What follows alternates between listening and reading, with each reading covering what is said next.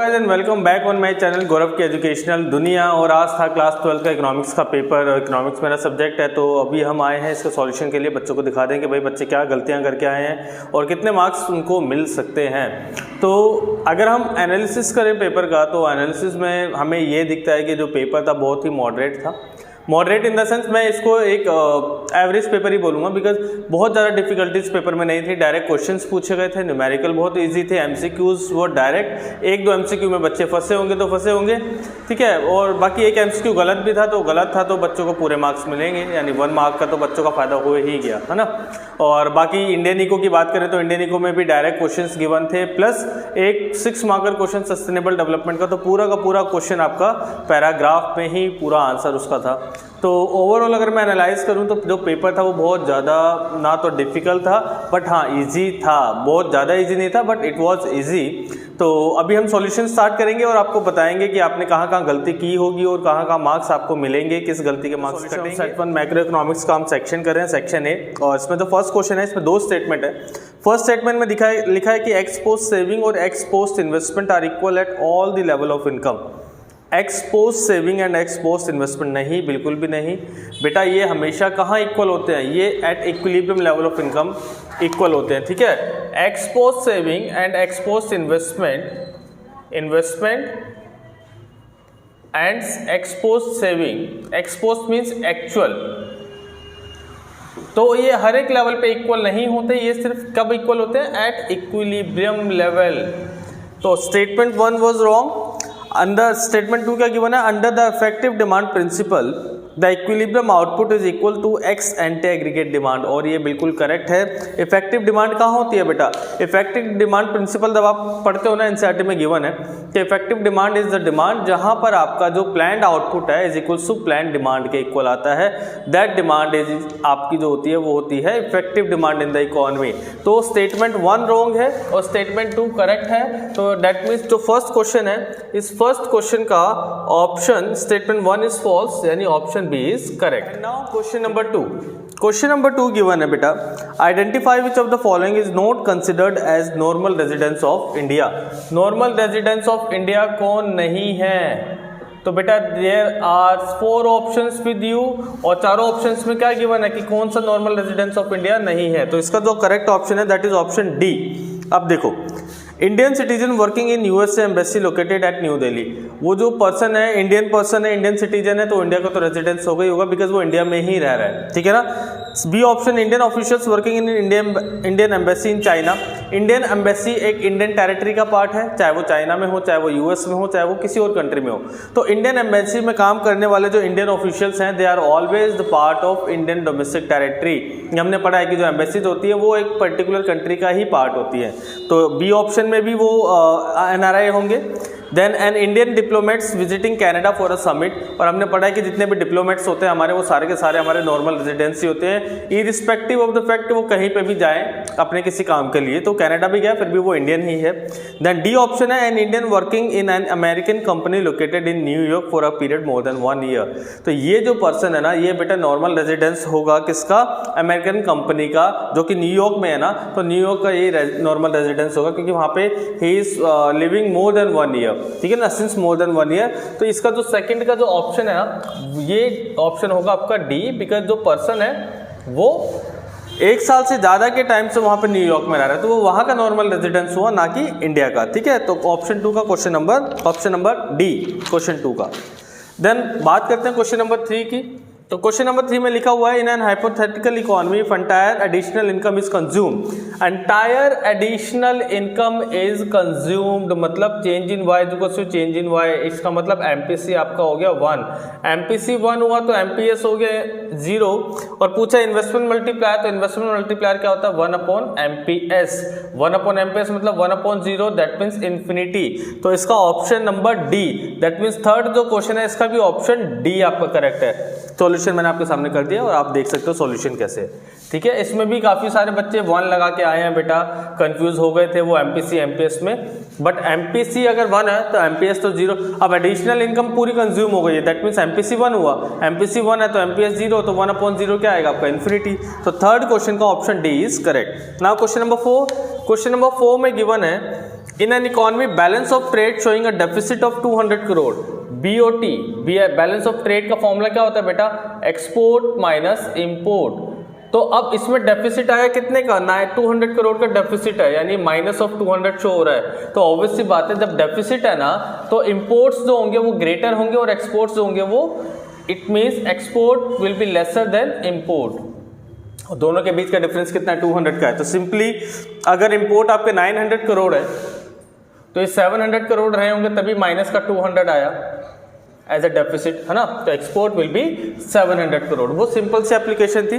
तो option C is correct for question number 4।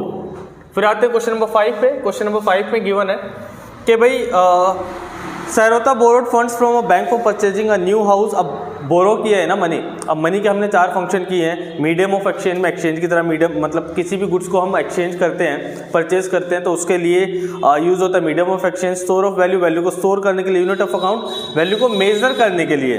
But यहाँ पे आपका आएगा स्टैंडर्ड फॉर डेफर्ड पेमेंट, क्योंकि ये फ्यूचर पेमेंट के लिए यूज किया जाता है फंक्शन।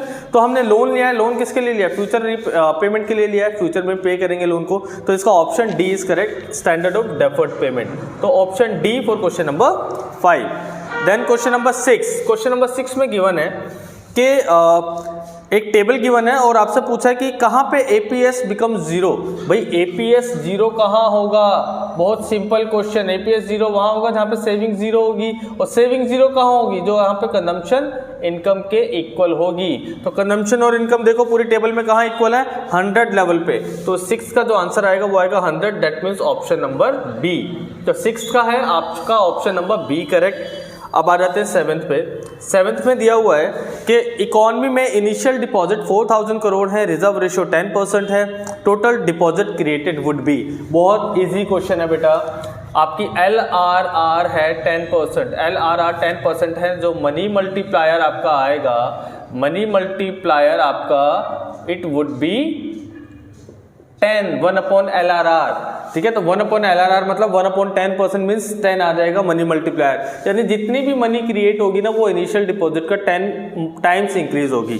तो इनिशियल डिपॉजिट आपका 4000 था, तो इसको 10 से मल्टीप्लाई कर दोगे तो आपका आंसर आएगा 40,000, that means option B. Option B is correct for question number 7, 40,000 ध्यान रखना बेटा, ठीक है। अब हम आते हैं क्वेश्चन नंबर 8 पे। क्वेश्चन नंबर 8 में आपसे पूछा है from the following identify the correct reason that may affect the supply of foreign exchange in an economy। Supply of foreign exchange की बात हो रही है तो हम देखते हैं कौन कौन से पॉइंट में सप्लाई ऑफ फॉरेन एक्सचेंज आती है। फर्स्ट पॉइंट दे रखा purchase of land in England by an Indian. एक इंडियन अगर फॉरेन में एसेट कोई भी परचेज करता है ना बेटा, तो उससे demand for foreign currency increase होगी, सप्लाई पे कोई इफेक्ट नहीं होगा। तो first statement is not related to supply. Second statement foreign tourist visiting Taj Mahal, इससे सप्लाई आपकी इफेक्ट होगी, क्योंकि जब भी कोई भी फॉरेनर्स इंडिया में आएगा विजिट करने के लिए तो ही और she will carry his country denomination, और यहाँ पे आके एक्सचेंज करवाएगा तो हमारी कंट्री के अंदर सप्लाई इंक्रीज हो जाएगी। तो ये second statement is related to supply. Third statement donation of 500 million from Microsoft, हमें डोनेशन मिला है माइक्रोसॉफ्ट से $500 मिलियन का, तो अगेन इससे supply of foreign exchange increase हो जाएगी। तो third part is also related to supply. And fourth में गिवन है बेटा कि Indian students going to Australia for studies, जब भी इंडियन स्टूडेंट जाएंगे ऑस्ट्रेलिया में स्टडी करने के लिए तो will demand the foreign currency, तो इससे सप्लाई इफेक्ट नहीं होगी। तो फोर्थ वाले भी डिमांड से रिलेटेड है, तो that means second and third. तो सेकंड एंड थर्ड में आता है ऑप्शन नंबर सी। तो 8th का क्वेश्चन का ऑप्शन सी इज करेक्ट, ठीक है बेटा। अगर किसी भी क्वेश्चन में कोई भी डाउट हो रहा है तो प्लीज लेट मी नो, आप मेरे से पूछ सकते हो। और यहाँ आता है वो क्वेश्चन जिसके आंसर मार्क्स आप सबको मिलेंगे। Question is incorrect, question number 9, ठीक है। एमसीक्यू में ग्राफ दिया हुआ है, ग्राफ मैं बना देता हूँ आपका। यहाँ पे ये कंजम्पशन फंक्शन और इनकम का ग्राफ गिवन है और आपसे ये शेडेड एरिया उसने पूछा है EFG, ये क्वेश्चन सबको मार्क्स मिलेंगे भाई। इस पोर्शन में पूछा है what does this shaded area indicate. अब यहाँ पे this is income curve, this is consumption curve. तो इस ये वाला जो पोर्शन है यहाँ पे आपकी कंजम्पशन जो होती है ना, it is lesser than income, और जो सेविंग होती है it is greater than zero. तो यहाँ पे ऑप्शन होना चाहिए था कंजम्पशन ग्रेटर लेस देन, ये तो दे रखा है आपका option number 3, but saving is greater than zero, ये ऑप्शन करेक्ट होना चाहिए था। जहाँ पे सेविंग ग्रेटर देन जीरो कहीं पे भी नहीं given, less than zero given है, तो इसका 1 मार्क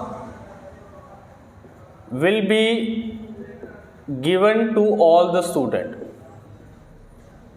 तो सभी स्टूडेंट को इस 1 मार्क का फायदा होने वाला है। तो खुश हो जाओ बेटा, कम से कम 1 मार्क्स का तो फायदा आपको होने ही वाला है पूरे बोर्ड पेपर में। तो इसमें मैंने बता दिया C लेस देन Y होगा इस पोर्शन में, और सेविंग ग्रेटर देन जीरो होगी। तो 9th क्वेश्चन में कोई भी ऑप्शन मैच ही नहीं कर रहा था, तो दैट मीन्स क्वेश्चन गलत है, और आपका आंसर आपका मतलब 1 मार्क्स आपको मिल जाएंगे। Now question number 10, question number 10 में गिवन है कि the measurement of BOP deficit is based on, इसमें भी काफ़ी बच्चे कंफ्यूज हुए हैं बेटा। मैंने आपको बताया था कि बीओपी में देखो 2 टाइप की ट्रांजैक्शन है, ऑटोनोमस और अकोमोडेटिंग। अकोमोडेटिंग ट्रांजैक्शन जो होती है वो बैलेंस ऑफ पेमेंट के जो बैलेंस है ना, डेफिसिट और सरप्लस होता है, उसको करेक्ट करने के लिए की जाती है, बैलेंस करने के लिए यूज़ की जाती है। बट ऑटोनोमस जो होती है, ऑटोनोमस ट्रांजैक्शन की वजह से ही डेफिसिट और सरप्लस क्रिएट होता है। और इस क्वेश्चन में बोला है the measurement of BOP deficit is based on, क्योंकि साफ साफ लिखा है कि बीओपी में अगर डेफिसिट है तो उसका मेजरमेंट किसके ऊपर बेस्ड होगा, तो वो ऑटोनोमस ट्रांजैक्शंस की वजह से ही होगा। That means option number A, autonomous transaction. बेटा डेफिसिट और सरप्लस हमेशा कौन से ट्रांजैक्शन से आते हैं, ऑटोनोमस ट्रांजैक्शन से आते हैं। तो ये थे सेट 1 के एमसीक्यूज। अगर आपको किसी भी एमसीक्यू में कुछ भी डाउट है, कुछ भी आपको कंफ्यूजन है, तो please. Question number 11 A part numerical था, नेशनल इनकम का, बहुत ही इजी न्यूमेरिकल था। ठीक है, मैं बताता हूँ कैसे होगा, आप चेक कर लो सॉल्यूशन आप सही करके आए हो कि नहीं, क्योंकि NDP at FC and net value added, यानी एनडीपी एट एफसी और we can say NVA at FC हमें कैलकुलेट करना है। ठीक है भाई, अब फ्रॉम द फॉलोइंग डेटा, अब इसमें हमें दिया क्या क्या है, देखो इसमें हम प्रोडक्शन मेथड का यूज करेंगे। प्रोडक्शन मेथड में मैंने आप लोगों को स्टेप्स बताए कैसे कैलकुलेट करते हैं। सबसे पहले हम कैलकुलेट करते हैं वैल्यू ऑफ आउटपुट। ओके, तो वैल्यू ऑफ आउटपुट में हम क्या करते हैं बेटा, क्या फॉर्मूला होता है, sales plus change in stock. Sales plus change in stock इसका फॉर्मूला होता है। तो अब सेल्स देखो क्वेश्चन में कितनी दी है। अच्छा ये भी याद रखना है, यहाँ पर डोमेस्टिक सेल्स अलग हैं और एक्सपोर्ट्स अलग हैं, तो हमें दोनों को इंक्लूड करना है। अगर बच्चे सिर्फ डोमेस्टिक सेल्स को इंक्लूड करके आए ना, तो क्वेश्चन उनका गलत हो जाएगा अनफॉर्चुनेटली, बिकॉज डोमेस्टिक जब भी सेल्स अगर अकेले गिवन होते हैं तो हम सेल्स को ही कंसिडर करते हैं, बट यहाँ पे डोमेस्टिक सेल्स स्पेसिफाई किया है तो एक्सपोर्ट्स को भी हमें लेना है। तो यानी हमें सेल्स में आएगा 200 प्लस 10, और चेंज इन स्टॉक क्वेश्चन में गिवन है -10, तो इट विल बी -10। तो हम इसको करेंगे तो it will be 200 crore. Okay, 200 lakh, ये आपका आ गया value of output. Value of output के बाद हम कैलकुलेट करते हैं GDP at MP, gross value added. तो इसका फॉर्मूला होता है value of output minus intermediate consumption.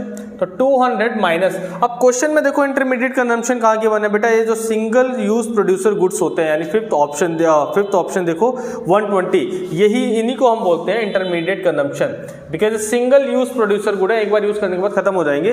तो जीडीपी एट एमपी आई आपकी 80 लाख। ठीक है, अब आपको फाइंड क्या करना था, एनडीपी एट एफसी। तो अब इसको कन्वर्ट करेंगे, एनडीपी एट एफसी कहाँ से, जीडीपी एट एमपी से कन्वर्ट करेंगे। तो जी से एन पे जाने के लिए डेप्रिसिएशन हमें सब्ट्रैक्ट करना होगा, और एमपी से एफसी पे जाने के लिए नेट इनडायरेक्ट टैक्स भी सब्ट्रैक्ट करना होगा। ठीक है, तो जीडीपी एट एमपी है हमारी 80 लाख। डेप्रिसिएशन, अब क्वेश्चन में यहाँ पे बात फंसती है, काफी बच्चों ने गलत किया होगा जरूर। फिक्स कैपिटल गुड है 15 की जो वैल्यू है, और उसका एक्सपेक्टेड लाइफ स्पैन है 5 ईयर का, तो भाई 15 लाख का सामान 5 साल उसकी लाइफ है, तो पर ईयर डेप्रिसिएशन कैसे हो गया, ये यहाँ पे आपको कैलकुलेट करना था। तो 15 उसकी वैल्यू है, 5 साल उसकी लाइफ है, तो जो डेप्रिसिएशन आएगा वो हर साल कितना आएगा, 3 लाख का डेप्रिसिएशन होगा ईच ईयर। तो अगर आपने ये भी कैलकुलेट किया तो 1 मार्क इसका भी मिल जाएगा आपको, खुश हो जाओ। तो डेप्रिसिएशन आपका आएगा 3, और नेट इनडायरेक्ट टैक्स डायरेक्टली के बना क्वेश्चन में 20, तो आपका आंसर आ जाएगा 57 लाख। तो अगर आपका आंसर है 57 लाख तो खुश हो जाओ, मार्क्स मिल जाएंगे 3, आपको ज़्यादा परेशान होने की जरूरत नहीं है। सॉल्यूशन मैंने पूरा कर दिया है, कहीं भी कोई भी दिक्कत आती है सॉल्यूशन में तो आप मुझसे पूछो। बी पार्ट और वाला पार्ट उससे भी ज़्यादा आसान था, 2 कंपोनेंट आपको गिवन है। क्वेश्चन में पूछा है नेट इनडायरेक्ट टैक्स फाइंड करना है आपको। ठीक है, एनआईटी आपको फाइंड करना है क्वेश्चन के अंदर, NIT net indirect tax find करना है। क्वेश्चन में क्या क्या गिवन है, एनएनपी एट एमपी गिवन है क्वेश्चन में, और क्वेश्चन में दूसरी चीज क्या गिवन है, क्वेश्चन में गिवन है GNP एट FC। तो बेटा बहुत इजी क्वेश्चन, इस लेवल के क्वेश्चन आने की हम मतलब एक्सपेक्ट नहीं करते कि इस लेवल के क्वेश्चन आएंगे। सिंपली हमें कन्वर्ट करना है, कन्वर्जन है। G से N पे जाने के लिए अगेन डेप्रिसिएशन सब्ट्रैक्ट करोगे, N आपका सेम है, FC से MP पे जाने के लिए NIT प्लस करोगे। तो आप ये फॉर्मूला लगाओ and you will get your answer. NNP at MP कितना है बेटा आपका 1400 करोड़, ठीक है भाई। GNP एट FC कितना है 1300 करोड़, ये भी करेक्ट है। डेप्रिसिएशन क्वेश्चन में गिवन है, कंजम्पशन ऑफ फिक्स कैपिटल यानी 100, ये भी गिवन है, ठीक है भाई। और हमें NIT कैलकुलेट करना है। लो भाई क्वेश्चन हो गया, इतना सिंपल क्वेश्चन। क्या था इसमें, तो 1400 इक्वल्स टू 1200 प्लस NIT, और ये इधर आके माइनस होगा तो NIT आपको कितना आ जाएगा भाई, NIT आपका आ जाएगा 200 करोड़। तो ये सॉल्यूशन है आपका 11th क्वेश्चन के बी पार्ट का। मेरे को नहीं लगता कि इससे इजी सॉल्यूशन कुछ आएगा, ठीक है। तो अगर आप ये भी गलत करके आए हो तो बहुत ही बैड थिंग है, और अगर आप अच्छा करके आए हो तो बहुत ही अच्छी बात है, 3 मार्क्स मिल जाएंगे आपको। तो ये सॉल्यूशन है क्वेश्चन नंबर 11। क्वेश्चन नंबर 12, और ये क्वेश्चन ना हम अपने बच्चों को बहुत बार करवाते हैं, बहुत बार प्रैक्टिस भी करवाते हैं, क्योंकि इंपॉर्टेंट क्वेश्चन है। क्वेश्चन बहुत सिंपल था। क्वेश्चन ने पूछा था कि trade deficit must exist if a country is facing situation of current account deficit. बेटा देखो, जस्ट डिफेंड और रिफ्यूट द गिवन स्टेटमेंट। इसका अगर मैं आंसर आपको बता दूं तो हम इसको करेंगे बड़े बड़े अक्षर में refute. We will not defend this statement. क्यों रिफ्यूट करेंगे उसका भी रीजन हम बता दूं, क्योंकि रीजन तो आपको देना था, मार्क्स रीजन के ही है। देखो करंट अकाउंट में हमारे पास कितनी सारी आइटम्स आती हैं बेटा, विजिबल आइटम्स का ट्रेड आता है, इनविजिबल आइटम्स का ट्रेड आता है, unilateral transfer and factor income to and from abroad. इन सब के डिफरेंसेस से बनता है करंट अकाउंट का बैलेंस। अब अगर जरूरी नहीं है, अब देखो ट्रेड डेफिसिट किसका पार्ट है, ट्रेड डेफिसिट सिर्फ ये वाला पोर्शन है। अब क्या पता कि ट्रेड डेफिसिट में सपोज करो इसमें तो सरप्लस आ गया भाई आपका 1000 करोड़ का, बट इन तीनों ने मिलके डेफिसिट क्रिएट कर दिया 1500 करोड़ का। तो ओवरऑल तो डेफिसिट आया ना, यहाँ पे डेफिसिट है 1500 करोड़ का। इसको मैं नेगेटिव से शो करता हूं। तो सपोज करो ट्रेड डेफिसिट हुआ ही नहीं, ट्रेड में बैलेंस सब आपका बचा 1000 करोड़ का, और बाकी तीनों आइटम से मिलकर आपका डेफिसिट कर दिया 1500 का। तो करंट अकाउंट में तो डेफिसिट ही शो होगा ना बेटा, 500 करोड़।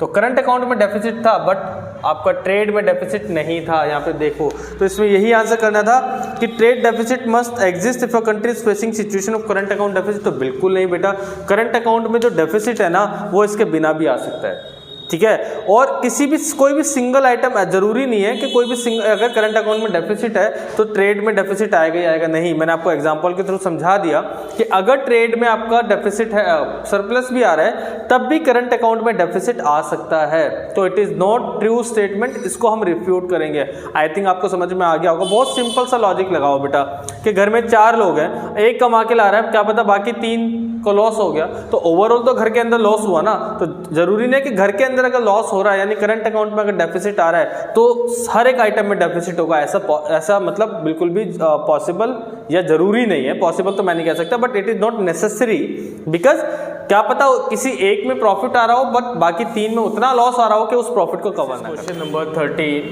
क्वेश्चन नंबर 13 में क्या गिवन है, न्यूमेरिकल था, बहुत इजी था। वाई नेशनल इनकम दी है 10,000 और MPCs 0.8 और ऑटोनोमस कंजम्पशन दी हुई है बेटा 100 करोड़। ये क्वेश्चन गिवन है और आपसे पूछा find from the following data calculate investment expenditure अगर इकोनॉमी इक्विलिब्रियम में। तो बहुत ही इजी क्वेश्चन है। इकोनॉमी इक्विलिब्रियम में होती है तो हमें पता है क्या C किसके इक्वल होता है बेटा, C प्लस I के इक्वल होता है ना। तो बस वैल्यू सब्स्टिट्यूट कर दिया है। ये कितना है आपका 10,000। कंजम्पशन फंक्शन वी नो क्या होता है, small c plus MPC into Y और प्लस इन्वेस्टमेंट हमें फाइंड करनी है। तो 10,000। अब आपको सिर्फ इक्वेशन सॉल्व करनी है, मतलब ऑटोनोमस कंजम्पशन हमारे पास है 100, MPC 0.8, वाई 10,000 और प्लस I। बस सिंपली आप I के लिए सॉल्व कर दो बेटा। तो 10,000 इक्वल्स टू 100 और इसको मल्टीप्लाई करोगे तो 8,000 आएगा बेटा, ठीक है, प्लस I। अब काफ़ी बच्चे इसको 800 कर देते हैं, तो यहाँ पे एक गलती मत करना, पॉइंट वाली मल्टीप्लिकेशन बहुत इंपॉर्टेंट होती है, ठीक है। तो 10,000 में से हमें बेसिकली 8100 माइनस करने हैं, तो हमारा आ जाएगा I। तो I यहाँ से आएगा हमारा 1900। सो this is the value of investment. ठीक है। तो ये बेटा था क्वेश्चन 13 और बहुत ही इजी क्वेश्चन था, ऐसा उसमें कुछ था नहीं, ठीक है। तो इस तरह से सॉल्व किया है तो आपको मार्क्स अच्छे मिलेंगे इसके। सेट 3 की अगर हम बात करें तो मैं डिफरेंट क्वेश्चन की बात करता हूँ। तो सेट 3 में जो 13 क्वेश्चन आया था ना न्यूमेरिकल, वो थोड़ा सेट 1 से डिफरेंट था। और इसमें क्या पूछा था ये भी मैं सॉल्व करके आपको दिखा देता हूँ। इसमें आपसे पूछा था कि भाई from the following data calculate investment multiplier, that means हमें के की वैल्यू फाइंड करनी है और इक्विलिब्रियम लेवल ऑफ इनकम और हमें वाई की वैल्यू फाइंड करनी है। क्वेश्चन में गिवन है change in initial investment, that means change in I equals to 1000 crore, और दिया हुआ है एमपीएस इज इक्वल्स टू 0.5। तो बेटा एक चीज सी बार गिवन है क्वेश्चन में 50 crore and investment is 100 crore. तो क्वेश्चन अगेन ये भी इजी है, but as compare to set number 1 थोड़ा सा एक्स्ट्रा कैलकुलेशन है इसके अंदर। सेट नंबर 1 का इजी था। आपसे सबसे पहले पूछा इन्वेस्टमेंट मल्टीप्लायर की वैल्यू। क्वेश्चन में जरा देखो कि इन्वेस्टमेंट मल्टीप्लायर आप कैसे फाइंड कर सकते हो। यस, हम एमपीएस की हेल्प से फाइंड कर सकते हैं, है ना। के का फॉर्मूला हमने पढ़ा है 1/MPS, तो 1/MPS मतलब 1/0.5, दैट मीन्स 2। तो के की वैल्यू आ जाएगी बेटा आपकी 2। तो इन्वेस्टमेंट मल्टीप्लायर तो बहुत इजीली कैलकुलेट कर दिया। अगर आपने ये निकाला है तो आपको यहाँ पे कितने मार्क का क्वेश्चन है, 4 मार्क का, तो 2 मार्क्स आपको यहाँ पे मिल जाएंगे, ठीक है। देन इसके बाद हम बात करते हैं सेकंड पार्ट की। तो क्या पूछा आपसे, equilibrium level of income. Second part equilibrium level of income, और इक्विलिब्रियम लेवल ऑफ इनकम में वी नो क्या स्टेटस होता है बेटा कि y किसके इक्वल होता है, c प्लस आई के इक्वल। तो c क्वेश्चन में गिवन है ऑटोनोमस प्लस एमपीसी। अगर एमपीएस 0.5 है तो एमपीसी भी 0.5 होगी। इनकम हमें फाइंड करनी है, ठीक है, और आई कितना है 100। तो ये y, तो आप जनरली क्वेश्चन सॉल्व करोगे 0.5 को जला के माइनस करोगे तो y minus 0.5 y equals to 150 and 0.5 y equals to 150 and y is equals to 150 upon 0.5 and it will be 300। तो जो इक्विलिब्रियम लेवल ऑफ इनकम आएगी वो आएगी बेटा आपकी 300 करोड़। तो इस तरह से ये क्वेश्चन आपको करना था, ज़्यादा कोई कैलकुलेशन थी, ये भी इजी क्वेश्चन था, ठीक है ना। तो थोड़ा सा अगर माइंड लगाया होगा तो आपको इस कैलकुलेशन के आपको मिल जाएंगे 2 मार्क्स।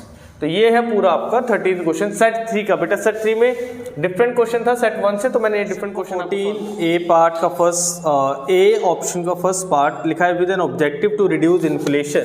इन्फ्लेशन को रिड्यूस करने के लिए गवर्नमेंट ने क्या किया है, गवर्नमेंट ने सिंपली अपने एक्सपेंडिचर इन्फ्लेशन को रिड्यूस करने के लिए गवर्नमेंट ने अपने पब्लिक एक्सपेंडिचर को रिड्यूस कर दिया। ओके, करेक्ट है, बिल्कुल करेक्ट कि भाई अगर हमें इन्फ्लेशन को रिड्यूस करना है तो हमें पब्लिक एक्सपेंडिचर कम करना होगा। दैट मीन्स गवर्नमेंट को पब्लिक एक्सपेंडिचर कम करना होगा, बिल्कुल करेक्ट। अब क्वेश्चन में बोला है कि रैशनल क्या है इस स्टेटमेंट का, मतलब इस काम का। तो rational behind this statement is this कि अगर गवर्नमेंट पब्लिक मनी, इन्फ्लेशन है इकोनॉमी के अंदर, इन्फ्लेशन का मीनिंग क्या है बेटा कि money supply is higher in the economy. अब इस मनी सप्लाई को रिड्यूस करने के लिए गवर्नमेंट ने क्या किया, पब्लिक एक्सपेंडिचर को रिड्यूस कर दिया। पब्लिक एक्सपेंडिचर मीन्स व्हाट कि जो गवर्नमेंट है वो पब्लिक मतलब जो उसके काम है उनमें कितना इकोनॉमी के अंदर स्पेंड करती है, जैसे ब्रिज बनाना, स्कूल बनाना, फैक्ट्री बनाना, हॉस्पिटल्स बनाना, ठीक है ना, फ्लाईओवर्स बनाना। तो जितने भी कंस्ट्रक्शन वर्क हैं वो पब्लिक एक्सपेंडिचर गवर्नमेंट उन पर एक्सपेंडिचर करती है। अब अगर गवर्नमेंट ने एक्सपेंडिचर रिड्यूस कर दिया इसका मतलब क्या, गवर्नमेंट ने इकोनॉमी के अंदर पैसा खर्च करना कम कर दिया। तो गवर्नमेंट जब इकोनॉमी के अंदर पैसा कम खर्च करेगी, पैसा कम इंजेक्ट करेगी, इंजेक्शन कम हो जाएगी इकोनॉमी के अंदर, तो ऑब्वियस सी बात है बेटा कि जो money supply in the economy है दैट विल रिड्यूस। यानी पब्लिक एक्सपेंडिचर अगर कम होता है तो injection in economy will reduce. Injection in terms of money ये रिड्यूस हो जाएगा। तो इंजेक्शन जब रिड्यूस हो जाएगा इकोनॉमी के अंदर, हमारी जो मनी है वो कम इंजेक्ट होगी, तो ऑब्वियस सी बात है जो मनी सप्लाई है वो रिड्यूस हो जाएगी। और मनी सप्लाई रिड्यूस होने का मतलब क्या है कि जो इन्फ्लेशन है वो कंट्रोल हो जाएगा। तो इस इन्फ्लेशन को कंट्रोल करने के लिए गवर्नमेंट ने पब्लिक एक्सपेंडिचर को क्या कर दिया, कम कर दिया। इसकी वजह से क्या हुआ कि इकोनॉमी के अंदर जो इंजेक्शन ऑफ मनी है वो रिड्यूस हो जाएगी। तो अब गवर्नमेंट कम खर्चा करेगी, एम्प्लॉयमेंट कम जनरेट होगी, तो उसकी वजह से overall money supply in the economy में रिड्यूस हो जाएगी और इन्फ्लेशन कंट्रोल हो जाएगा। तो ये था रैशनल बिहाइंड दिस स्टेटमेंट, ठीक है। अगर आपने इस तरह से आंसर किया है तो आपके मार्क्स कोई भी नहीं काट सकता। और अगर आपको इसमें कुछ भी प्रॉब्लम है तो यू कैन आस्क। नंबर 14 का बी फर्स्ट का second part, not B part, A का ही सेकंड पार्ट, इफेक्टिव डिमांड। अगर आप लोगों ने थोड़ा सा भी दिमाग लगाया होता ना तो आपने एमसीक्यू में देखा होगा एक इफेक्टिव डिमांड वाली स्टेटमेंट है। भाई वही स्टेटमेंट डायरेक्ट टेप देते इसके अंदर, आपको पूरे मार्क्स मिल जाते। मतलब थोड़ा सा दिमाग लगाना था। इफेक्टिव डिमांड वाला क्वेश्चन था ना आपका क्वेश्चन नंबर 1, अगर उसकी डेफिनेशन, क्योंकि वो स्टेटमेंट ट्रू थी, अगर वो पूरी स्टेटमेंट लिख देते आपको 1 मार्क यहाँ पे भी मिल जाता, ठीक है। तो वैसे अगर हम इफेक्टिव डिमांड की बात करें तो ये वो डिमांड होती है जिस जहां पर एडी और एस दोनों इक्वल होते हैं। The level of demand where the aggregate demand is equal to aggregate supply, we can say ex ante aggregate demand is equal to aggregate supply, उस लेवल ऑफ डिमांड को हम बोलते हैं effective demand. That means equilibrium वाली जो demand होती है। तो ये क्वेश्चन भी बहुत ईजी था, 1 मार्क करे तो 1 लाइनर ही लिखना था, बट थोड़ा दिमाग लगाते तो एमसीक्यू में लिखा हुआ वही स्टेटमेंट आपको टेप नहीं थी एग्जैक्टली इसके अंदर, तो आपको आंसर क्वेश्चन मिल जाता। तो ये था इसका ए का सेकंड पार्ट। तो फर्स्ट पार्ट भी इजी था, सेकंड पार्ट भी इजी था, और कोई डाउट है तो 14 का ही और वाला ऑप्शन बी पार्ट का तो फर्स्ट है 1 मार्कर क्वेश्चन है ये। State the meaning of unintended accumulation of inventory. Inventories मतलब स्टॉक, और अनइंटेंडेड मतलब बिना किसी इंटेंशन के जब एक्यूमुलेशन होता है स्टॉक का, तो उसका मतलब क्या है। तो बेटा when producers have plan to produce ₹1000 crore of inventory and market में जो डिमांड है इट इज जस्ट ₹800 करोड़ की, तो ये जो 200 का है दैट इज अनबिल्ड स्टॉक, इसी को हम बोलते हैं अनइंटेंडेड एक्यूमुलेशन ऑफ इन्वेंट्री। जब जो हमारा अनसोल्ड स्टॉक है वो बिल्डअप होने लगता है ना, उसी को हम बोलते हैं unintended accumulation of inventory due to less aggregate demand in the economy. तो इसको सिंगल लाइन में ये एक्सप्लेन करना था, due to less demand in the economy when unsold stock build up, तो उसी को हम बोलते हैं unintended accumulation of inventory. So simple सी लाइन लिखनी थी आपको 1 मार्कर में। Is it clear?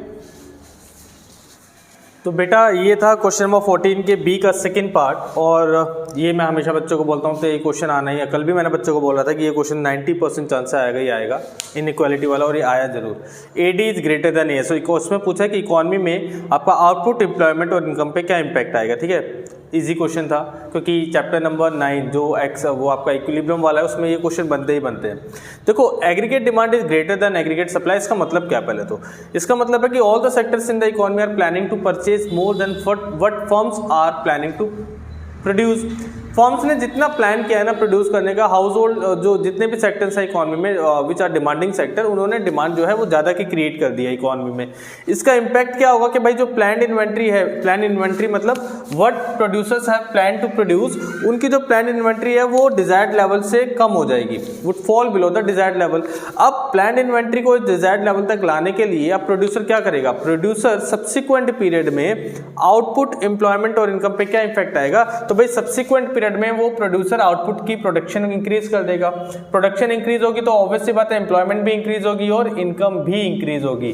तो अगर AD is greater than AS तो सब्सिक्वेंट पीरियड में आउटपुट, एम्प्लॉयमेंट और इनकम तीनों पे पॉजिटिव इफेक्ट आएगा, यानी तीनों की तीनों इंक्रीज हो जाएंगी। रीजन मैंने आपको बता दिया, बिकॉज जब एडी ग्रेटर देन एएस होता है ना तो जो प्लान्ड इन्वेंट्री होती है, प्लान्ड इन्वेंट्री मतलब जो प्रोड्यूसर्स ने प्लान किया है, it would fall below the desired level. Desired level मतलब एडी, तो उसको ब्रिंग बैक करने के लिए, वापस लाने के लिए टू द डिजायर्ड लेवल हमें आउटपुट को इंक्रीज करना होता है, प्रोडक्शन को इंक्रीज करना होता है। प्रोडक्शन इंक्रीज होगी तो एम्प्लॉयमेंट बढ़ेगी और एम्प्लॉयमेंट बढ़ी तो इनकम भी इंक्रीज होगी। So this is the final answer for question number 14 B part का सेकंड ऑप्शन। ओके एंड बेटा this is question number 15, again बहुत इजी क्वेश्चन था बैंकिंग सेक्टर से, और ओपन मार्केट ऑपरेशन दिया हुआ है, बहुत इजी क्वेश्चन है बेटा, ऐसे इजी क्वेश्चन आ नहीं सकता बैंकिंग से। सिंपल पूछा है कि open market operation by RBI कैसे हेल्प करता है मनी को रेगुलेट करने के लिए इकोनॉमी के अंदर। तो इस क्वेश्चन में मार्क्स आपको कहाँ कहाँ मिल सकते हैं? सबसे पहले अगर आप ओपन मार्केट ऑपरेशन को कर रहे हो तो ओपन मार्केट ऑपरेशन को डिफाइन करना, और डेफिनेशन क्या होती है कि sale and purchase of government securities by RBI to public and commercial bank. अगर आप ये लिखते हो क्वेश्चन नंबर 1 कह रहा हूँ, इसकी डेफिनेशन लिखते हो तो 1 मार्क आपको मिल जाएगा।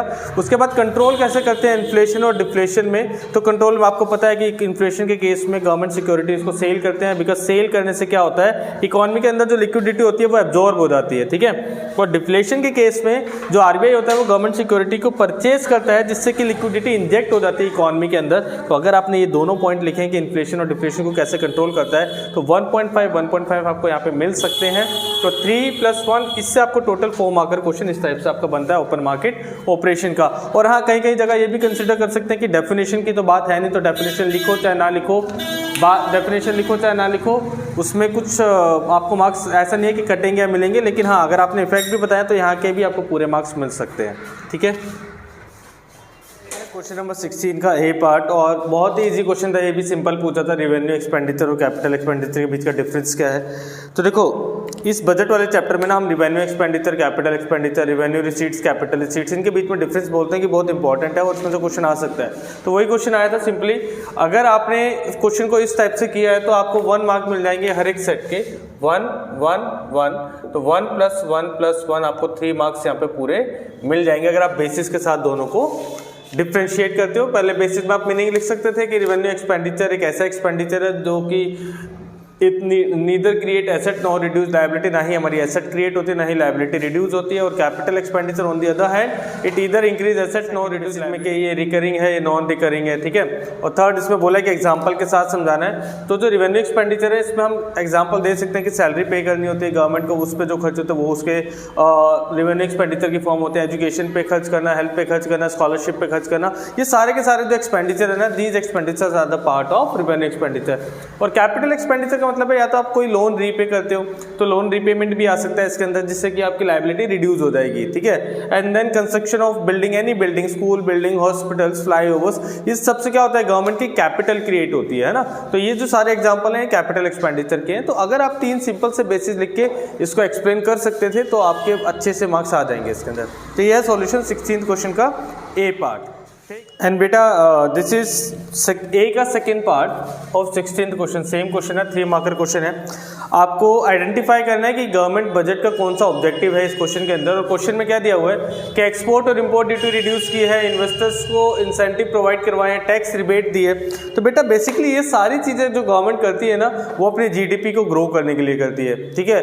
अब जीडीपी ग्रो, अब इससे हमें क्या पता लग रहा है, प्राइवेट इन्वेस्टर्स को अट्रैक्ट किया जा रहा है। और ये वाला पॉइंट हम कहाँ पढ़ते हैं, ये हम पॉइंट पढ़ते हैं इकोनॉमिक ग्रोथ, जीडीपी ग्रोथ, यानी गवर्नमेंट जीडीपी ग्रोथ होती क्या है। पहले तो अगर आपने आइडेंटिफाई अगर आप करोगे तो गवर्नमेंट बजट का एक ऑब्जेक्टिव होता है ग्रोथ रेट ऑफ जीडीपी, यानी जीडीपी ग्रोथ। तो इस पॉइंट से आप आइडेंटिफाई करते हो कि ये जो रिलेट कर रहा है वो जीडीपी ग्रोथ से, क्योंकि इसी पॉइंट के अंदर हम प्राइवेट इन्वेस्टर्स को अट्रैक्ट करते हैं ताकि वो ज़्यादा से ज़्यादा इकोनॉमी में इन्वेस्ट करें, प्रोडक्शन इंक्रीज हो, एम्प्लॉयमेंट इंक्रीज हो, नेशनल इनकम इंक्रीज हो और GDP of the country increase हो। तो ये जो अट्रैक्शन वाले जितने भी पॉइंट हैं सारे जीडीपी ग्रोथ वाले ऑब्जेक्टिव के पार्ट है। तो आपको इसमें आइडेंटिफाई करना था जीडीपी ग्रोथ। आइडेंटिफिकेशन के आई थिंक 1 मार्क है, और उसके बाद इसको जब एक्सप्लेन करोगे तो वो आपको प्लस एक्सप्लेनेशन जो होगी इस पॉइंट की दैट इज ऑफ 2 मार्क्स की। तो ये 1 + 2 यहाँ से आपको 3 मार्क्स इसके मिल जाएंगे। तो अगर आपने आइडेंटिफाई सही किया तो आपको प्रॉपर मार्क्स मिलेंगे, और अगर गलत आइडेंटिफाई किया तो भाई अब चेकर पे डिपेंड करता है आपने क्या आइडेंटिफाई किया और क्या। बेटा ये 16th क्वेश्चन का ही बी पार्ट है और वाला पोर्शन है, 3 + 3 का डिवीजन है। और इसमें जो फर्स्ट पार्ट दिया हुआ है इसमें दिया हुआ है जीरो डिफेक्ट और zero effect scheme. Zero defect zero effect जो स्कीम है, पहले उस स्कीम को समझो। बेसिकली ये स्कीम गवर्नमेंट ऑफ इंडिया ने लॉन्च की थी, किस चीज़ के लिए, गवर्नमेंट ऑफ इंडिया ने इसलिए लॉन्च की थी कि भाई आप इकोनॉमिक ग्रोथ करो, इंडस्ट्रीज को बोला कि आप प्रोड्यूस करो कुछ भी करो बट एनवायरनमेंट को इफेक्ट मत करो, यानी economic growth without harming environment, इसका एक ऑब्जेक्टिव है इस पॉलिसी का। और इसी बेसिस पे गवर्नमेंट जो है वो एमएसएमई को लोन प्रोवाइड करवाती है, स्कीम इसके अंदर क्रेडिट प्रोवाइड करवाती है, जो सब्सिडी है ना वो प्रोवाइड करवाती है अकॉर्डिंग टू ग्रेडिंग, कि वो कितना पॉल्यूशन क्रिएट करती है इकोनॉमी के अंदर। तो zero defect zero effect policy है। तो इसका ऑब्जेक्टिव पूछा है कि गवर्नमेंट बजट का क्या ऑब्जेक्टिव, उसको हाईलाइट करो। तो बेसिकली इसमें 2 चीज़ें आ सकती हैं, एक तो इकोनॉमिक ग्रोथ और दूसरा रीएलोकेशन ऑफ रिसोर्सेज। क्योंकि रीएलोकेशन ऑफ रिसोर्सेज में हम कहते हैं कि गवर्नमेंट ऐसे प्रोडक्ट्स को सब्सिडी प्रोवाइड करवाती है जो एनवायरमेंटल फ्रेंडली हो, और यहाँ पे एनवायरमेंटल फ्रेंडली प्रोडक्ट्स की भी बात हो रही है और इकोनॉमिक ग्रोथ की भी बात हो रही है। तो ये दोनों ऑब्जेक्टिव ही हम आइडेंटिफाई कर सकते हैं, रीएलोकेशन ऑफ रिसोर्सेज और economic growth under this scheme. क्योंकि जीरो डिफेक्ट के केस में क्या होगा, हम इकोनॉमिक ग्रोथ पे ध्यान देंगे, और जीरो इफेक्ट का मतलब है कि एनवायरमेंट पे जीरो इफेक्ट पड़ना चाहिए। तो इसमें हम एनवायरमेंट की भी बात करते हैं और इकोनॉमिक ग्रोथ की भी बात करते हैं। तो मेरे हिसाब से ये दोनों के दोनों ऑब्जेक्टिव इसके लिए करेक्ट बैठते हैं, इकोनॉमिक ग्रोथ और reallocation of resources. Is it clear? Now बेटा this is question number 17th A part, again 3 + 3 का डिवीजन है। और इसमें क्या पूछा हुआ है कि भाई ईवी इलेक्ट्रॉनिक व्हीकल्स की सेल 10 लाख अचीव कर गई 2022-23 में, तो अब उससे जीडीपी पे क्या इम्पैक्ट आएगा और वेलफेयर पे क्या इम्पैक्ट आएगा। तो देखो इस क्वेश्चन में ना काफ़ी बच्चे कंफ्यूज हुए हैं। वो कहाँ कंफ्यूज हुए हैं, द स्टूडेंट्स वो confuse between GDP and welfare वाला टॉपिक। अब उन्होंने यहाँ ये तो पॉइंट काफ़ी बच्चों ने करेक्ट लिखा है कि भाई जीडीपी पे पॉजिटिव इंपैक्ट आएगा, जीडीपी इंक्रीज होगी क्योंकि प्रोडक्शन इंक्रीज हुई है इलेक्ट्रॉनिक व्हीकल्स की, तो it is good GDP increase होगी। बट काफ़ी बच्चों ने जीडीपी में पॉजिटिव इफेक्ट बताने के बाद उस टॉपिक को वो लेके चले गए जीडीपी और वेलफेयर वाले टॉपिक पे कि भाई जीडीपी इंक्रीज होगी लेकिन इस पे वेलफेयर पे इफेक्ट होगा या नहीं होगा, डिपेंड करता है सिचुएशन पे। बट यहाँ पे अगर हम देखें तो सिमिलर जीडीपी तो इंक्रीज हुई है बट वेलफेयर भी इंक्रीज होगा, बिकॉज क्या है आपकी ईवी की सेल बढ़ी है। ईवी मतलब electronic vehicle, electronic vehicle means what कि एनवायरमेंटल फ्रेंडली प्रोडक्ट्स हैं, और एनवायरमेंटल फ्रेंडली व्हीकल्स हैं दैट मींस व्हाट कि वो हमारे हेल्थ पे पॉजिटिव इफेक्ट डालेंगे, पॉल्यूशन क्रिएट नहीं करेंगे। तो ऑब्वियस सी बात है कि welfare of the society, welfare of the people भी इंक्रीज होगा इससे। तो इस क्वेश्चन में अगर आपने लिखा है कि जीडीपी पॉजिटिव और वेलफेयर पे भी पॉजिटिव इफेक्ट पड़ेगा, देन आपको 1+ मतलब 3 मार्क्स पूरे मिल सकते हैं। बट हाँ, अगर आपने जीडीपी पे पॉजिटिव बता के जीडीपी एंड वेलफेयर वाले टॉपिक पे अगर आप आ गए हैं तो मार्क्स आपके कट सकते हैं, डिडक्ट हो सकते हैं, क्योंकि जीडीपी को इस केस में जीडीपी और वेलफेयर दोनों को आपको इंक्रीज दिखाना था। और अगर आप कंफ्यूज हो गए जीडीपी एंड वेलफेयर वाले टॉपिक पे आ गए तो मे भी आपके मार्क्स कट सकते हैं। एंड बेटा this is B part of 17th question, 3 marker question है और बहुत इजी क्वेश्चन है। सर्कुलर फ्लो ऑफ इनकम पूछा है 2 सेक्टर इकोनॉमी में, और वी नो हमने सर्कुलर फ्लो मैंने आपके सामने बनाया हुआ है, बहुत ही इजी क्वेश्चन है, फर्स्ट चैप्टर से रिलेटेड है। हाउस होल्ड और फॉर्म 2 सेक्टर्स है हमारे पास। तो सबसे पहले हाउस होल्ड फर्स्ट स्टेप में क्या हुआ, हाउस होल्ड ने फॉर्म को क्या दिया, फैक्टर सर्विसेज प्रोवाइड की, लैंड, लेबर, कैपिटल, एंटरप्रेन्योर्स, ठीक है।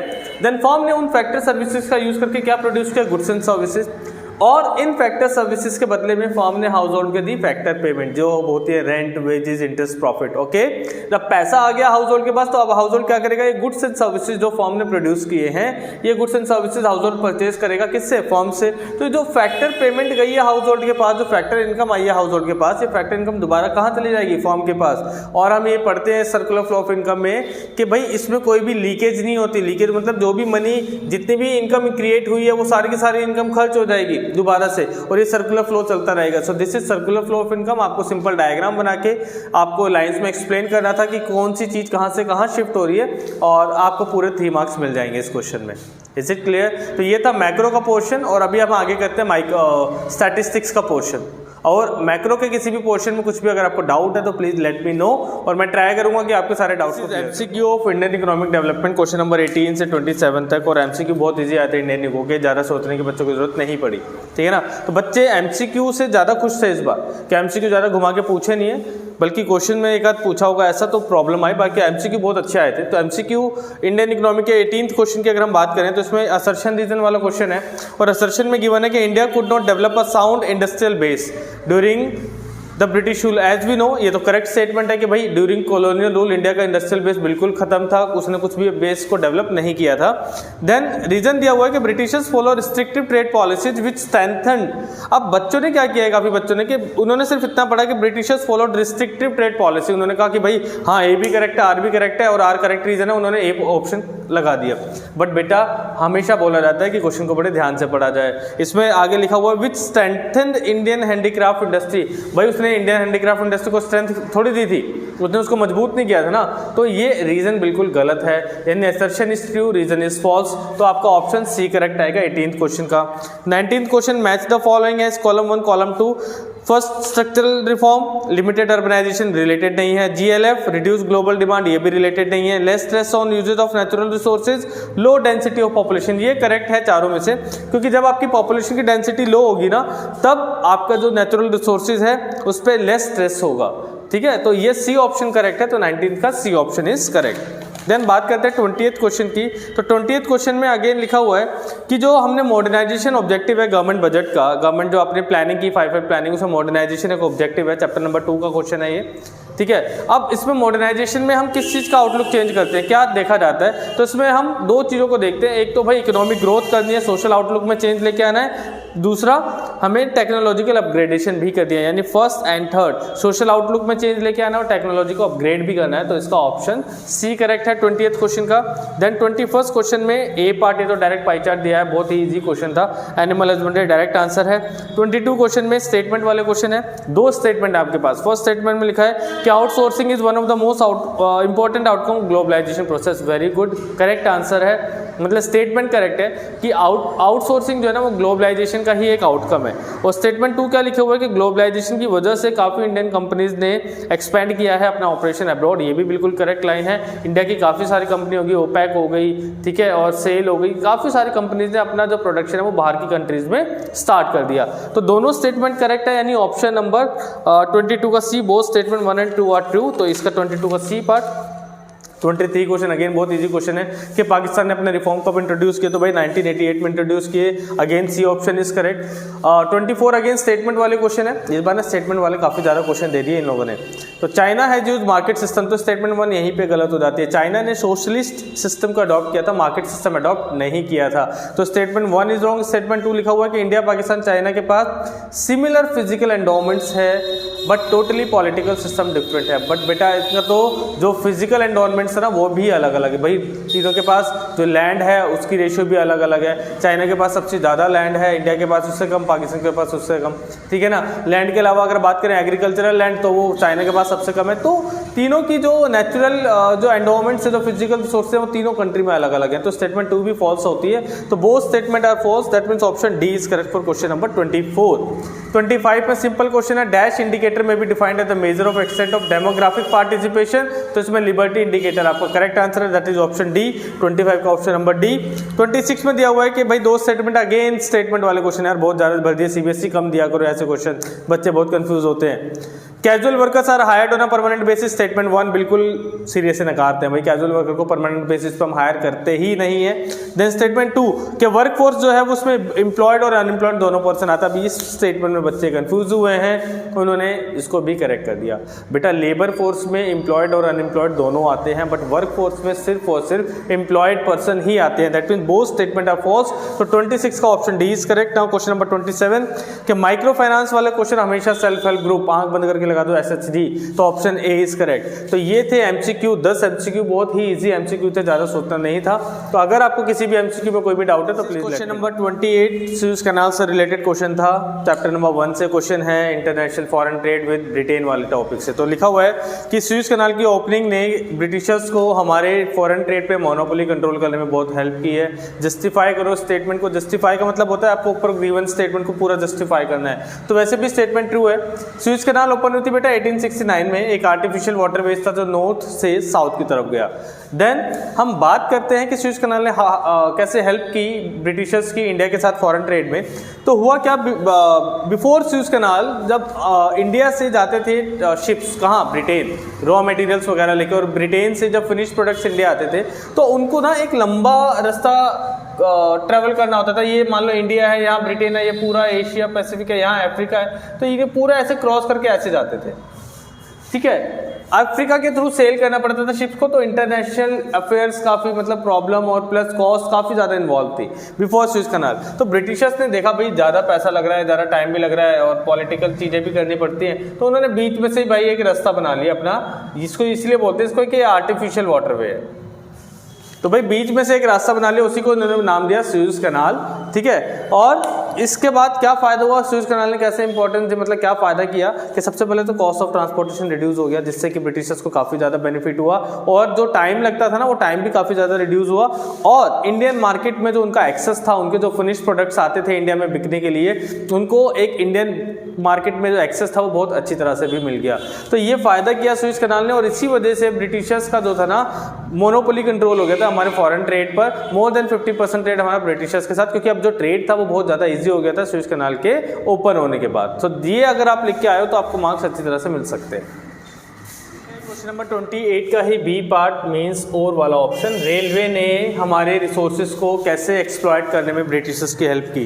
वैसे तो हम बोलते हैं कि रेलवे हमारे लिए बहुत बेनिफिशियल था, इसके दोनों इम्पैक्ट थे, पॉजिटिव नेगेटिव बोथ, बट यहाँ पे हमें बताना था इसके नेगेटिव इम्पैक्ट कि रेलवे ने कैसे हेल्प की ब्रिटिशर्स की हमारे रिसोर्सेज को एक्सप्लॉइट करने में। तो फर्स्ट पॉइंट अगर आप यहाँ पे देखोगे कि रेलवे के आने से, रेलवे के इंट्रोडक्शन से बेसिकली जो रॉ मटेरियल का एक्सपोर्ट्स था ना फ्रॉम इंडिया टू ब्रिटेन, वो काफ़ी ज़्यादा इंक्रीज हो गया था, क्योंकि now it is easier for Britishers to draw out raw material from villages to ports through the help of railway। भाई वो अब छोटे छोटे गांव से जो थे ना, वहाँ से रेलवे की हेल्प से इजी वे में जो रॉ मटेरियल था वो इजीली पोर्ट्स तक जाते थे और पोर्ट्स से वो सीधे ब्रिटेन। तो ये एक आसान बात हो गई। सेकंड, ब्रिटेन से जो भी फिनिश प्रोडक्ट आते थे इंडिया में सेल होने के लिए, अब रेलवे की वजह से वो जो फिनिश प्रोडक्ट थे, जो ब्रिटेन के जो प्रोडक्ट थे, वेस्टर्न प्रोडक्ट से उनको इंडियन मार्केट में एक अच्छा प्लेस मिल गया, ठीक है ना। वो अब पूरे इंडिया में स्प्रेड होने लग गया ड्यू टू रेलवे। और लास्ट में रेलवे ने कमर्शियलाइजेशन ऑफ एग्रीकल्चर को भी प्रमोट किया। इसकी वजह से फार्मर का और एक्सप्लॉयटेशन इंक्रीज हो गया और फर्टिलिटी ऑफ द सॉइल भी रिड्यूस हो गई और हमारी सेल्फ सफिशिएंसी भी खत्म हो गई इंडिया की, बिकॉज अब जो फार्मर थे वो कमर्शियलाइजेशन यानी कमर्शियल क्रॉप्स का ज़्यादा ग्रो करते थे। तो ये 3 रीजन अगर आप लिखते रेलवे वाले क्वेश्चन में तो you will get better marks, ठीक है। और इसके बाद क्वेश्चन नंबर 29 की बात करेंगे। नंबर 29 में लिखा हुआ है, explain the role of affordable health care facilities in promoting human capital in a country. As we know कि किसी भी कंट्री की ह्यूमन कैपिटल की डेवलपमेंट में एजुकेशन और हेल्थ एक प्राइमरी रोल प्ले करते हैं उनकी डेवलपमेंट में। तो यहाँ पे आपसे पूछा था कि हेल्थ केयर फैसिलिटीज़ पर अगर हम खर्च करते हैं तो उससे ह्यूमन कैपिटल कैसे बेनिफिट होगी। तो बेटा अगर आप हेल्थ केयर फैसिलिटीज़ पर ज़्यादा खर्च करते हो तो आपको पता है हेल्दी वर्कफोर्स क्रिएट होगी हमारी इकॉनमी के अंदर। हेल्दी वर्कफोर्स क्रिएट होने से क्या होगा, हमारी जो प्रोडक्टिविटी होगी ऑफ द इकॉनमी, प्रोडक्शन जो होगा वो ज़्यादा हो जाएगा। और एक आपको पता है कि जो हेल्दी पर्सन है उसकी प्रोडक्टिविटी ज़्यादा होती है, वो सेम टाइम में आपको अनहेल्दी पर्सन से ज़्यादा प्रोडक्शन करके देगा। देन लेबर पार्टिसिपेशन बढ़ेगा, लेबर फोर्स का पार्टिसिपेशन बढ़ेगा, वर्क फोर्स का पार्टिसिपेशन बढ़ेगा, क्योंकि हेल्दी वर्क फोर्स होगी तो लोग ज़्यादा काम करेंगे। देन लेबर आवर भी इंक्रीज होंगे। तो इस वजह से आप एक्सप्लेन कर सकते थे कि अगर हम हेल्थ केयर फैसिलिटीज़ पर ज़्यादा स्पेंड करेंगे तो how it affect the human capital of India. तो पॉजिटिव वे में ही इफेक्ट करेगी। ज़्यादा हेल्दी लेबर फोर्स ज़्यादा आपकी प्रोडक्टिविटी ही क्रिएट करती है, प्रोडक्शन ज़्यादा होगा, जीडीपी इंक्रीज होगी। एंड नाउ बेटा क्वेश्चन नंबर 30 में टेबल गिवन है, टेबल को हम ऐसे ही डिस्कस कर लेते हैं। बेसिकली आपसे क्वेश्चन नंबर 30 आपका India, Pakistan, China, last chapter से आपका एक क्वेश्चन दिया हुआ, टेबल गिवन है, टेबल को आपको एक्सप्लेन करना है प्रॉपर रीजन के साथ। तो सबसे पहले तो पॉइंट दे रखा है, पॉपुलेशन का पॉइंट है। तो तीनों कंट्री में अगर आप देखोगे तो चाइना की पॉपुलेशन ज़्यादा है, ठीक है। और इसी वजह से चाइना ने 1 पर चाइल्ड पॉलिसी को अडॉप्ट किया था ताकि उसकी जो पॉपुलेशन है वो कंट्रोल हो जाए। Then annual growth rate of population अगर आप देखोगे तो इंडिया चाइना में सबसे कम है, क्योंकि चाइना में एजुकेटेड जो पॉपुलेशन है वो जो पॉपुलेशन है वो ज़्यादा एजुकेटेड है, ठीक है ना, ज़्यादा हेल्दी है। तो वहाँ की जो ग्रोथ रेट ऑफ पॉपुलेशन है वो बहुत ज़्यादा कम है और जो मेजर फैक्टर है वो है एजुकेशन। इंडिया और पाकिस्तान के कंपैरिजन में दोनों में ज़्यादा है, इंडिया में भी ज़्यादा है और पाकिस्तान में भी ज़्यादा है। और इसका एक सिंपल सा रीज़न है पॉवर्टी का ज़्यादा होना और दूसरी बात कि एजुकेशन लेवल का कम होना दोनों कंट्रीज़ के अंदर। देन पॉपुलेशन डेंसिटी की बात करें तो चाइना में अगेन सबसे कम है। क्यों? रीज़न आप लिख सकते हो, क्योंकि वहाँ पे पॉपुलेशन तो ज़्यादा है बट जो एरिया है उनके पास, जोग्राफिकल एरिया जो है वो काफ़ी ज़्यादा है एज़ कम्पेयर टू इंडिया। इस वजह से वहाँ पे जो डेंसिटी है वो काफ़ी ज़्यादा कम है। सेक्स रेशियो तीनों कंट्री में अगर आप देखोगे तो it is more favourable to male child, क्योंकि तीनों कंट्री के अंदर, रीज़न क्या है, क्योंकि तीनों कंट्री के अंदर मेल चाइल्ड को प्रेफरेंस दी जाती है। फर्टिलिटी रेट की अगर हम बात करें तो चाइना में सबसे कम है, यानी सबसे बेटर पोजीशन में चाइना है। और इसका भी एक सिंगल रीज़न क्या है, क्योंकि वहाँ पे एजुकेशन ज़्यादा है, विमेन एम्पावरमेंट ज़्यादा है, विमेन एजुकेशन काफ़ी ज़्यादा अच्छी है। बट इंडिया और चाइना में विमेन एजुकेशन पे ज़्यादा फोकस नहीं किया जाता, गर्ल चाइल्ड पे ज़्यादा फोकस नहीं किया जाता, इसलिए यहाँ पे फर्टिलिटी रेट जो है ज़्यादा है। अर्बनाइजेशन की बात करें तो चाइना में अगेन अर्बनाइजेशन सबसे ज़्यादा है, क्योंकि वहाँ पे सिटीज़ ज़्यादा हैं और रूरल एरिया कम। तो ये रीजंस अगर आप लिख के आए हो इस क्वेश्चन के अंदर तो आपको बेटर मार्क्स मिल सकते हैं। देन क्वेश्चन नंबर 31 की बात करें तो ए पार्ट में दिया हुआ है, infrastructural development is essential element to obtain the full potential of rural sector in India. तो बेटा infrastructure is the backbone of any economy, not of Indian economy. आप किसी भी इकोनॉमी की बात करो तो जो इंफ्रास्ट्रक्चर है ना वो बैकबोन होता है, और रूरल इंडिया, रूरल इकोनॉमी को डेवलप करने के लिए इंफ्रास्ट्रक्चर का बहुत इंपॉर्टेंट रोल होता है। बस में यही चीज़ लिखी हुई है कि इंफ्रास्ट्रक्चर डेवलपमेंट यस बहुत ज़्यादा जरूरी है रूरल एरिया के जो रिसोर्सेज हैं, जो फुल पोटेंशियल पे उनको काम करने के लिए। क्योंकि आपको क्या ज़रूरत है, आपको रोड्स की ज़रूरत है ताकि रूरल एरिया से जो क्रॉप वगैरह हैं वो इजीली मार्केट तक जा सके। आपको वेयर हाउसेज की ज़रूरत है ताकि आप जो स्टोर करके रख सके। Now then unit cold storage, तो काफ़ी सारी चीज़ें जो होती है कोल्ड स्टोरेज में रखनी पड़ती है, तो कोल्ड स्टोरेज की, इलेक्ट्रिसिटी की, इरिगेशन फैसिलिटी की, तो यानी इंफ्रास्ट्रक्चर तो आपको काफ़ी ज़्यादा इंपॉर्टेंट है रूरल एरिया के अंदर। आप अगर ये सारे पॉइंट मेंशन कर सकते हो तो आपको किए होंगे आपने, तो आपको मार्क्स मिल जाएंगे। ठीक है, 3 मार्कर क्वेश्चन है, 3 पॉइंट सफिशिएंट है। तो आप रोड, रेलवेज, रोड्स लिख सकते हो, इलेक्ट्रिसिटी लिख सकते हो, ठीक है, कोल्ड स्टोरेज लिख सकते हो, वेयर हाउसिंग लिख सकते हो कि how these infrastructure facilities help rural area to develop. ठीक है, देन 1 मार्कर दिया हुआ है the meaning of human development. Again बहुत ही इजी क्वेश्चन है, ह्यूमन डेवलपमेंट का मतलब क्या है। तो भाई ह्यूमन डेवलपमेंट का मतलब क्या है, मीनिंग क्या है ह्यूमन डेवलपमेंट का, कि human development means the overall holistic development of a human being. Overall development of a human being education से रिलेटेड हो, हेल्थ से रिलेटेड हो, चाहे उसकी लाइफ से रिलेटेड हो, लिविंग लाइफ के डिसीजन से रिलेटेड हो, सब चीजों में development is human development. Overall development of human being is human development. Development of a human being irrespective of कि वो प्रोडक्टिविटी में पार्टिसिपेट करता है नहीं। 1 मार्कर क्वेश्चन है, सिंपल सी लाइन लिख सकते थे ह्यूमन डेवलपमेंट के लिए। ठीक है, देन आपका इसी का और वाला पोर्शन आ जाता है बी पार्ट में, लिखा है in a nation like India self employment provides an important avenue for employment generation, defend और refute the given statement with valid argument.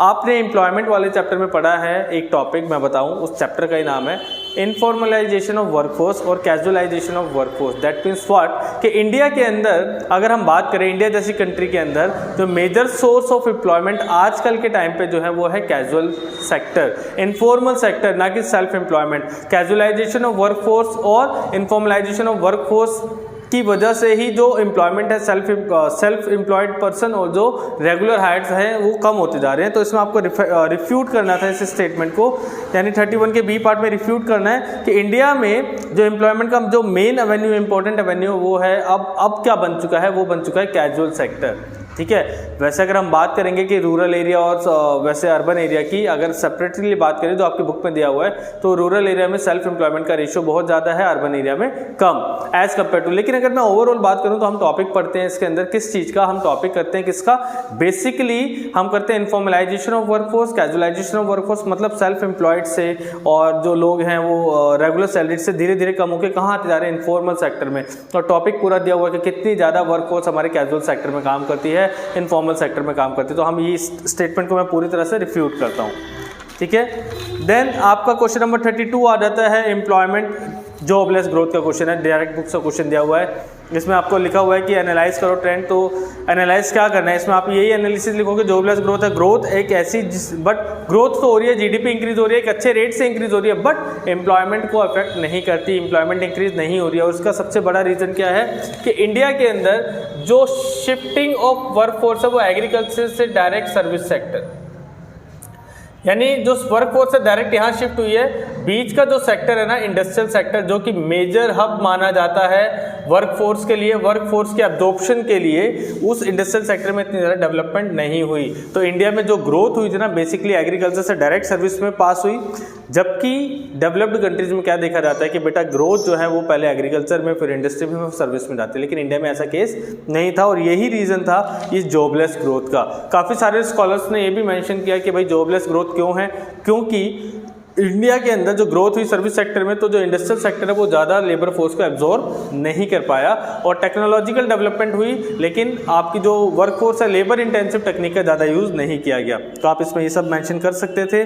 और बी पार्ट में दिया define worker population ratio, B option. और आपका ये जो 1 मार्कर है, तो वर्कर पॉपुलेशन रेशियो वाला जो क्वेश्चन है, इसमें सिंपल आप क्या करते हो कि total workforce divided by total population और इनटू 100, ये आपका फॉर्मूला है वर्कर पॉपुलेशन रेशियो का।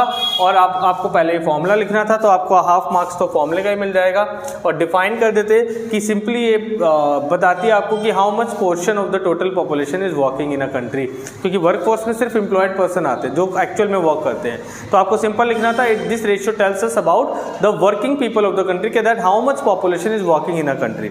Is it clear? तो ये 1 मार्कर में आपको मिल जाता है। देन 33 क्वेश्चन आपका है Indian economy has certain advantages which have favourite outsourcing destination वाला क्वेश्चन मोस्ट इंपॉर्टेंट। मैंने बताया था बच्चों को कि ग्लोबलाइजेशन वाले टॉपिक से अगर क्वेश्चन आया तो आउटसोर्सिंग का ही क्वेश्चन आएगा बेटा। और आउटसोर्सिंग का फेवरेट डेस्टिनेशन इंडिया क्यों है? डिफरेंट आपको पॉइंट्स क्या लिखना था? सबसे पहला कि भाई चीप लेबर, हमारे पास यहाँ पे चीप लेबर मिलती है, ठीक है, and skilled labour, cheap and skilled labour, ये पॉइंट आप सिंपल लिख सकते थे। देखो कितने मार्क का क्वेश्चन है, 3 मार्क का क्वेश्चन है, 3 पॉइंट आप लिखो, सफिशिएंट आपको मार्क्स मिल जाएंगे। Cheap and skilled labour, developed IT sector, आपका जो यहाँ का इंडिया का जो आईटी सेक्टर है वो बहुत ज़्यादा डेवलप्ड है, इसलिए भी इंडिया एक आउटसोर्सिंग डेस्टिनेशन है। देन आपको क्या मिल जाता है यहाँ पे? इजीली मिल जाते हैं रॉ मटेरियल, रॉ मटेरियल की अवेलेबिलिटी बहुत ईजी है, ठीक है ना। Easy political setup, political setup हमारा बहुत ज़्यादा स्टेबल है। तो ये सारे पॉइंट आप लिख सकते थे जिससे कि इंडिया एक फेवरेट डेस्टिनेशन बन सके। कोई भी 3 पॉइंट आप लिख देते तो आपको 3 मार्क्स मिल जाएंगे। इजी क्वेश्चन था। और सेकंड पार्ट में दिया हुआ है कि in the post reform period the government of India decided to privatize profit making public sector undertakings. तो बेटा ड्यूरिंग द रिफॉर्म प्रोसेस अगर मैं बात करूं तो इंडियन गवर्नमेंट ने क्या किया था कि मोस्ट ऑफ द इंडस्ट्रीज को प्राइवेटाइज कर दिया था, बट प्रेफरेंस ये थी कि जो लॉस मेकिंग इंडस्ट्रीज हैं उन्हीं को प्राइवेटाइज किया जाए, बाकी जो प्रॉफिट मेकिंग जो पब्लिक सेक्टर अंडरटेकिंग्स हैं उनको उसने अपने अंडर ही रखा।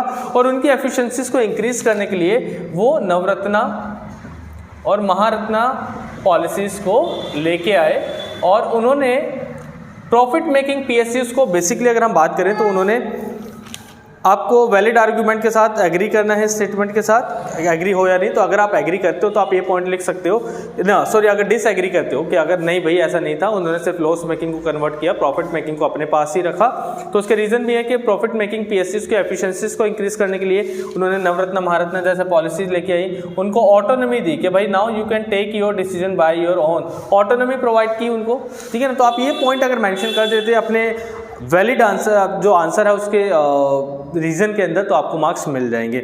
मेरे अकॉर्डिंग ये होना चाहिए कि जो पब्लिक सेक्टर अंडरटेकिंग है प्रॉफिट मेकिंग को उन्होंने प्राइवेटाइज नहीं किया था, ठीक है, उन्होंने उनको बल्कि उनकी एफिशिएंसी को इंक्रीज करने के लिए डिफरेंट पॉलिसीज वो लोग लेके आए थे।